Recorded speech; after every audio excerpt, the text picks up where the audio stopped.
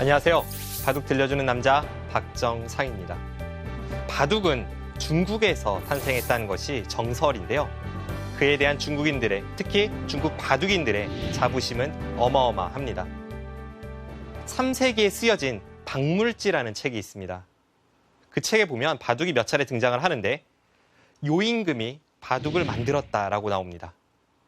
여기서 말하는 요임금은 요순 시대의 요임금으로서 약 4,500년 전의 일인데요. 하지만 요순 시대 자체가 약간 설화와 같은 그런 이야기이기 때문에 4,500년 전에 사람들이 바둑을 두었는지 그것을 믿기는 조금 어려울 듯 합니다. 저희가 흔히 아는 논어나 맹자에도 바둑이 등장을 합니다. 그것으로 비추어 봐서는 약 2,500년 전쯤에는 사람들이 중국에서 바둑을 두었구나 하는 것을 알 수가 있습니다. 중국 바둑의 역사는 굉장히 그 시간이 긴 만큼 명저서가 몇 권이고 쏟아져 나왔습니다. 그중 대표적인 책들을 소개해 드릴 텐데요. 첫 번째로 소개해 드릴 책은 망우청락집입니다. 이 북송시대였던 1104년에 나온 책인데요.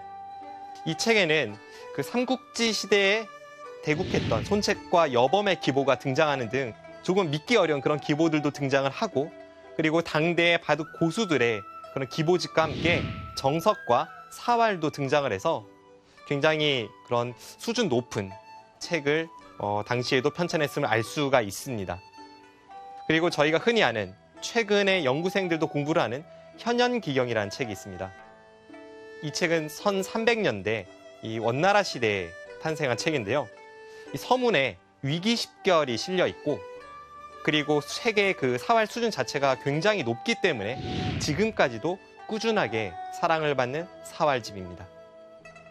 그리고 중국 바둑 역사상에 그 유명한 바둑 기사들을 보면 뭐 북송 시대부터 해서 왕적신, 유중보, 또 명나라의 과백령, 이런 유명한 국수들이 있습니다. 근현대로 넘어와서 공산당과 국민당의 국공내전이 끝이 나고 이 1949년에 중국이라는 국가가 수립이 됩니다. 그리고 그에 맞춰 바둑도 점점 현대에 가까워지게 되는데요. 1956년 중국 바둑은 체육국 소속으로 들어가게 되고, 이 한중 일중에 가장 빠르게 스포츠로서 그 가치를 인정받기 시작을 합니다. 그리고 1960년에는 일본과의 바둑 교류가 시작이 되는데요. 이 모든 것에는 든든한 유력 정치인의 후원이 있었기 때문에 그것이 가능했습니다. 지금도 중국기원에 가보면 중국기원 1층에 어떤 흉상이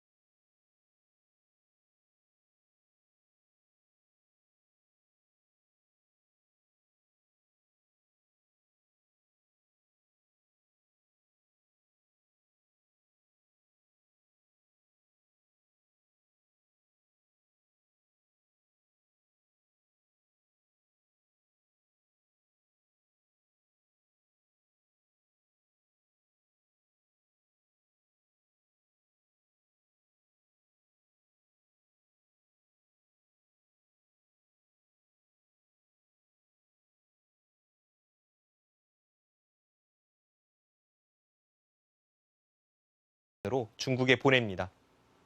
세고의 켄사쿠 단장을 필두로 해서 하시모토 우타로, 사카다 에이오 같은 당시의 최전성기의 인류 기사들이 중국을 방문합니다. 중국 기사들의 선번으로 대국이 치러졌고, 중국에서도 고수여 같은 당시의 바둑 고수와 함께 이 우숭성이나 천주더 같은 신의 강자까지 중국을 대표하는 기사들로 일본에 맞섭니다. 덤이 없는 선번이었지만 결과는 중국 측으로서는 굉장히 처참했습니다. 2승 1무 26패를 기록을 합니다. 1961년에는 일본에서 급을 조금 낮춥니다.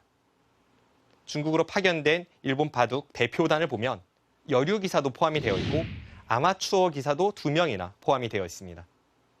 총 5명의 그런 대표단을 파견을 하는데요. 중국의 최고수들도 일본 여류 기사를 한 판도 꺾지를 못했고 아마추어에게도 판판이 깨지는 등 성적이 5승 1무 34패를 기록을 합니다. 하지만 차츰차츰 이 중국의 어린 강자들은 일본의 선진 바둑을 받아들이며 또 그들의 승부호흡을 느끼며 실력이 강해지기 시작을 합니다. 1963년 드디어 그 빛을 보게 되는데요.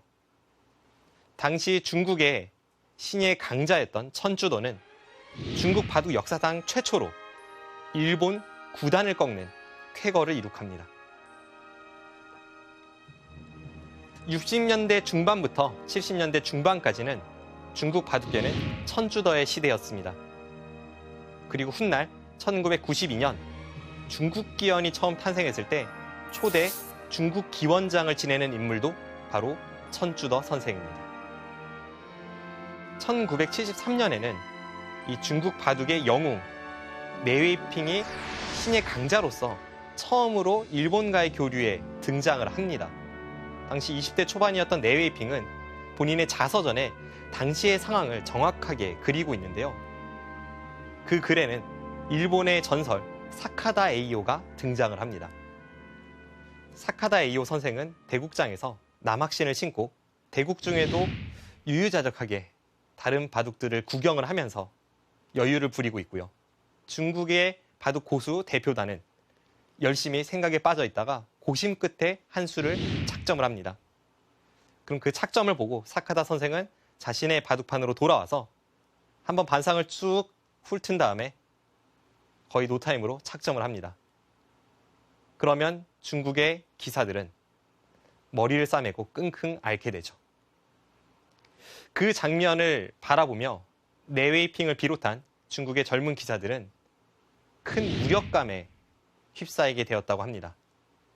그와 동시에 가슴속에 이글이글 타오르는 무언가를 발견하게 됩니다. 그 당시 중국 기사들이 가졌던 수치심은 노력과 승부욕으로 발전하게 되고요. 몇 년 지나지 않아 그 빛을 보게 됩니다. 1975년 내웨이핑은 처음으로 천주더를 넘어서며 이 전국 체육대회에서 우승을 차지합니다. 그리고 이듬해 있었던 중일 교류전에서 굉장한 성과를 올리는데요. 일본 9단을 꺾는 것에 그치지 않고 초일류였던 후지사와 그리고 이시다 요시오 등을 꺾으면서 6승 1패를 기록합니다. 내웨이핑의 개인 성적 6승 1패와 함께 중국 바둑은 이 일본과의 교류 사상 최초로 1976년 드디어 종합 전적에서 일본을 앞서기 시작합니다. 그 이후에는 계속해서 팽팽한 접전이 이뤄집니다. 중국의 차오다이완, 류사오강 이런 신예들도 거기에 힘을 보태기 시작을 했고요. 루이나이웨이 같이 여류 최강자도 등장을 합니다. 1982년까지는 그래도 일본 바둑이 좀 여유를 갖고 중국 바둑을 대했습니다. 왜냐하면 이 중국과 일본의 바둑 교류를 봤을 때 일본 대표단을 보면 프로 기사만 있는 게 아니라 아마추어도 있었고요. 여류 기사들도 교류전에 참가를 하고 있었습니다. 이 혼성군이라고 할 수 있는 대표팀을 꾸렸기 때문에 좀 중국 바둑을 한 수 아래로 보는 그런 풍토가 있었는데 1983년부터는 그것을 바꾸게 됩니다. 일본 내 최강의 실력자와 신의 최강자를 이 대표팀으로 파견을 하고요.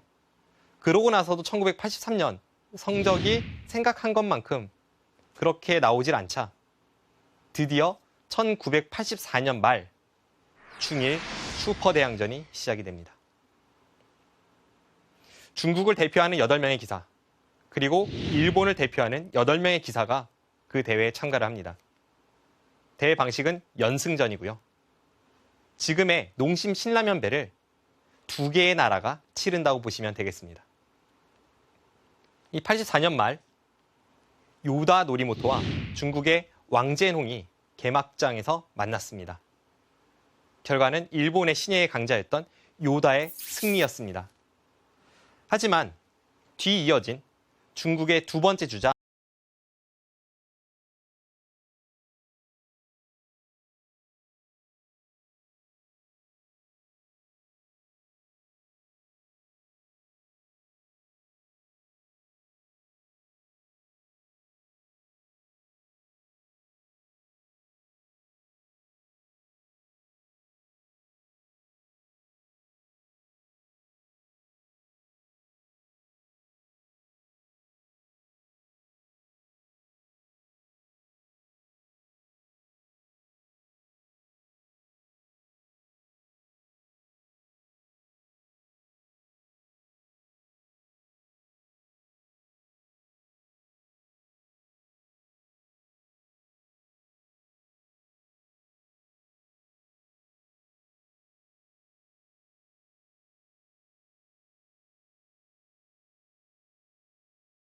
주장으로 대기하고 있던 내웨이핑이 그 이야기를 들으며 이글이글 타오르고 있었습니다. 고바야시 고이치 구단이 6연승을 했을 때 상황은 이랬습니다. 중국에는 이제 단 한 명의 주자가 남아 있습니다. 바로 내웨이핑이었고요. 일본에는 고바야시 고이치뿐만이 아니라 가토 마사오, 후지사와 슈코까지 일본을 대표하는 3명의 정상급 기사가 남아 있었습니다. 그리고 일본 바둑계에 공언을 합니다. 일본이 패하면 삭발하겠다. 내웨이핑은 3연승을 달성합니다. 그리고 일본을 대표하는 3명의 기사는 모두 삭발로서 일본 바둑 팬들에게 참여를 하게 됩니다. 일대 사건이었고 중국 바둑계의 쾌거였습니다.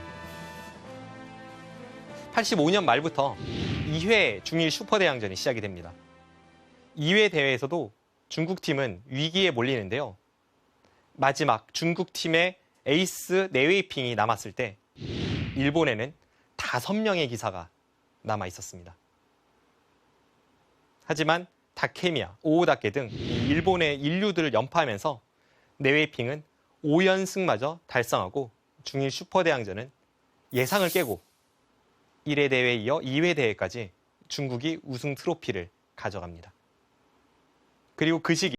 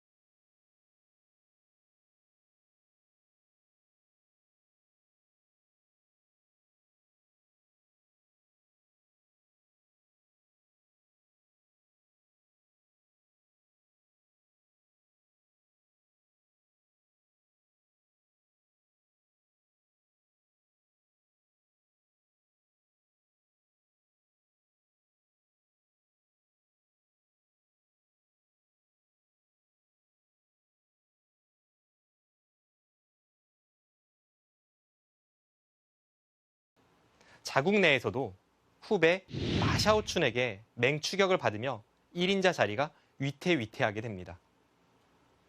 그리고 자국 내 기전에서 마샤오춘에게 1인자 자리를 넘겨줬다라고 평가를 받던 1995년 이 동양증권배 결승에서 이 중국 기사끼리의 결승전이 성사가 되는데요. 바로 내웨이핑과 마샤오춘의 대결이었습니다. 이 두 기사는 재미있는 점이 이 중국 바둑을 대표하는 인물인가 동시에 평소에 굉장히 으르렁대는 그런 관계로 잘 알려져 있습니다. 이 결승전에서 내웨이핑은 마샤오춘에게 1대 3으로 패하면서 마샤오춘은 확실한 중국 바둑계의 에이스로 우뚝 서게 되고 훗날 내웨이핑과 좀 사이가 좋지 않은 상태에서 내웨이핑이 마샤오춘의 바둑에 대해서 이러쿵저러쿵 평을 하자 마샤오춘은 세계대 우승도 못 해본 자가 무엇을 알겠는가라고 내웨이핑의 속을 뒤집어 놓습니다. 이 1995년은 이 네웨이핑에게 마샤오춘이 승리를 거둔 이 중국 바둑계로 봤을 때 의미 있는 한 해일 뿐만 아니라 이 마샤오춘이 세계 정상에 올랐던 해이기도 합니다. 마샤오춘은 이 후지스배에서는 고바야시 고이치를 꺾고 동양증권배에서는 선배 네웨이핑을 꺾고 중국 바둑계 에이스가 세계 바둑계의 에이스임을 공표하는데요. 하지만 그 천하가 오래 가지는 못했습니다. 95년에 세계 1인자라고 할 수 있는 마샤오춘이 96년과 97년에 걸쳐 이창호에게 10연패를 당하게 되고요. 통산 이창호와의 전적에서 이 세계대회 결승에서만 4차례 패퇴하게 됩니다. 항상 중요한 길목에서는 늘 이창호가 가로막고 있었고 늘 마샤오춘은 그것을 넘지를 못했는데요. 그래서 지금도 마샤오춘을 바라보는 한국의 시선은 비운의 바둑 천재입니다. 왜냐하면 그 시기 마샤오춘은 이창호를 제외하면 누구에게도 잘 지지 않았던 시절이기 때문입니다. 이 마샤오춘은 큰 내상을 입었기에 자국 내에서도 롱런하지를 못했습니다. 그리고 그 또 하나의 이유는 육소룡이라는 6명의 신예 강자가 90년대 중반 등장을 합니다. 이 육소룡의 면면을 보면 창하오를 필두로 해서 왕레이, 러시어, 샤오웨이강, 류징, 저우허양 등인데요.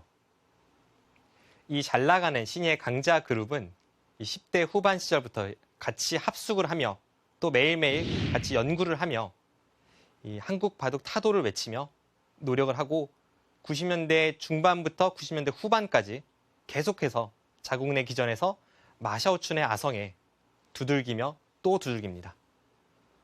그리고 90년대 후반 육소룡의 일원이었던 창하오는 이 마샤오춘의 패권을 잇는 중국 바둑계의 에이스로 등극을 하는데요. 그러나 2000년까지 이창호에게 12연패를 당합니다. 그리고 세계무대 결승에서 2000년대 초까지 4차례 준우승에 머무르는데요. 2번은 조훈현 구단에게, 2번은 이창호 구단에게 패하면서 세계대회 준우승만 4번 연속 기록을 합니다. 그러면서 그 내상이 자국 내로 이어지게 되고요. 2000년대 초중반 무렵부터 중국의 구리 구단이 중국 바둑계 1인자의 이 패권을 차지하게 됩니다. 하지만 창하오의 대단한 점은 여기서 발휘가 됩니다. 선배 마샤오춘은 결국은 이창호의 벽을 넘지 못하고 끝내 패퇴했지만 창하오는 계속해서 두들기고 또 두들깁니다. 그리고 2000년대 중반 자신의 커리어 첫 우승 트로피를 응시배에서 거두게 되는데요. 그 이후에 2번의 세계대 결승에서 전성기가 살짝 지난 이창호 구단을 상대로 2번 모두 승리로 장식합니다. 창하오의 인터뷰를 준비했습니다. 직접 이야기를 한번 들어보시죠. 就是一个是也是希望下了这么多年，也希望自己能有一个好的成绩，但是确实，从实力上李长浩那时候是领先于世界上其他的这个棋手，所以自己呢当时想的只有不断的去努力。当然后面呢，就是也赢过李长浩。当然从总成绩来说呢，肯定输的更多一点。当然不管怎么样，就是能自己在自己的职业生涯输了太多了之后，终于能赢过2次，也是特别的高兴啊！现在的这种喜悦的心情也还是能感啊，还能记得的，对。 창하오의 노력과 이 긍정적 에너지는 후배 중국 기사들에게 큰 시너지 효과로 다가오게 되는데요. 중국의 이 구리 구단, 콩제 구단을 비롯해서 많은 중국의 기사들이 세계대회 우승에 도전을 하고 결국은 많은 우승컵을 들어올릴 수 있었던 그 원동력이 아닌가 합니다. 중국 바둑계의 세계대회 최다 우승 현황을 보면 그 꼭대기에는 구리 구단이 있습니다. 2000년대 중반 창하오의 뒤를 이은 중국의 1인자가 되는 구리, 이세돌 구단의 필생의 라이벌이기도 한데요. 무려 8번의 세계 우승컵을 들어올렸습니다. 이세돌 구단과는 이 LG배 결승, BC카드배 결승, 삼성화재배 결승 등에서 이 수차례 명승부를 연출하기도 합니다. 얼마 전에 이 두 기사가 50번째 대국을 치르기도 했는데요. 정말 인연이 아니랄 수 없습니다. 구리의 뒤를 이어 이 중국 바둑계 천재 소년들이 마구 등장하면서 이 중국 바둑계는 중흥기를 맞이하게 되는데요. 스웨, 천야오의, 미위팅, 그리고 커제까지 이 수많은 천재 기사들이 세계의 타이틀을 획득하게 됩니다. 이 수많은 중국의 우승컵 중에 첫 발단, 그 시작은 역시나 기성 내웨이핑에 있다고 할 수가 있겠는데요. 제1회 중일 슈퍼대항전 최종국 해설판을 통해서 만나보겠습니다.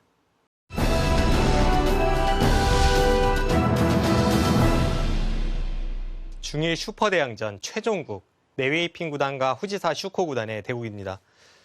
바로 앞서 이야기했던 후지사 슈코를 삭발로 몰아넣었던 그 대국인데요. 내웨이핑 구단의 흑번이 초반부터 굉장히 반면 운영을 잘해서 이 중반까지는 살짝 리드에 있는 상황입니다. 이 장면에서 후지사 슈코 구단이 여기를 치받았습니다. 그러자 이렇게 꽉 막았죠. 바둑이 흙이 약간 좋다고는 하지만 굉장히 미세한 상황에서 후지사 슈코 구단은 엄청난 찬스를 놓치게 됩니다. 이 장면에서 백은 실전 진행을 먼저 보시면요. 여기를 꽉 이었습니다. 중앙에 뭔가 흙이 좀 찜찜한 형태인데 여기를 이으니까 내웨이핑 구단이 이쪽으로 받아서 바둑은 흙이 좀 좋은 상황이 되었습니다. 이 장면에서 훗날 내웨이핑 구단이 굉장히 위험한 순간이 있었다라고 이야기를 했습니다. 이 장면에서 만약에 백이 여기를 찔렀다면 흙은 당연히 이곳의 모양을 지키기 위해 틀어 막았겠죠. 그 다음에 여기를 단수를 치고 이을 수밖에 없을 때 여기를 갖다 붙였다면 흙도 위험한 순간이 있었다라고 내웨이핑은 회고합니다. 여기를 찌르는 게 있습니다. 그리고 이쪽 단수가 있죠. 양쪽을 커버하려면 흙이 이렇게 받는 수가 가장 단단한 응수인데 이렇게 받았을 때에는 중앙에서 백이 수를 내려갔을 때 절묘하게 이수와 이수의 교환이 백의 수를 한 수 늘려놓습니다. 그래서 이렇게 진행이 된다면 뭐 이쪽을 두는 것은 흙의 권리라고 쳤을 때 이 형태가 백은 5수, 흙은 4수가 되면서 중앙에서 크게 수가 나고 바둑은 역전이 됩니다. 서로가 마지막 초읽기에 몰린 상황이었기 때문에 후지사 슈코 구단이 이쪽을 찌르고 단수를 쳤다면 일이 어떻게 될지 모릅니다. 굉장히 복잡한 수읽기가 이어졌을 텐데요. 실전은 여기를 두어서 이쪽으로 받으니까 이 순간에 살짝 형세가 흙 쪽으로 넘어왔고 이후에 백의 실수가 겹치면서 더욱더 차이가 벌어지게 되었습니다. 이 대국으로 제1회 중일 슈퍼대항전은 중국팀이 우승컵을 들어올렸습니다.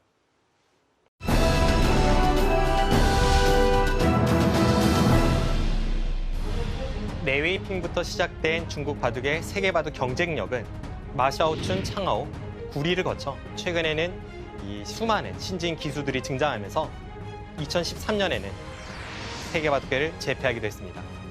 최근에는 박정환을 필두로 한 한국 바둑계와 치열하게 다투면서 자웅을 겨루기도 하는데요. 지금까지 짤막하게나마 중국 바둑의 역사를 되짚어봤습니다. 중국 바둑계의 이 수많은 고수들의 기보와 함께 중국의 유명한 바둑 서적 그리고 유명한 바둑 역사 인물도 우리는 영원토록 기억을 해야겠습니다. 지금까지 바둑 들려주는 남자 박정상이었습니다. 那么，尤其现在的人工智能的这个出来之后，我觉得大家也是给我们开拓一个在棋的技术上，也是开拓一个更多的思路吧。两方面，一个在技术上，我们是开拓了更多思路。那么技术以外的呢，希望就是中国也好，日本也好，韩国也好，我们更多的这样的棋手们下出精彩的棋局，然后让有更多的人来喜欢围棋。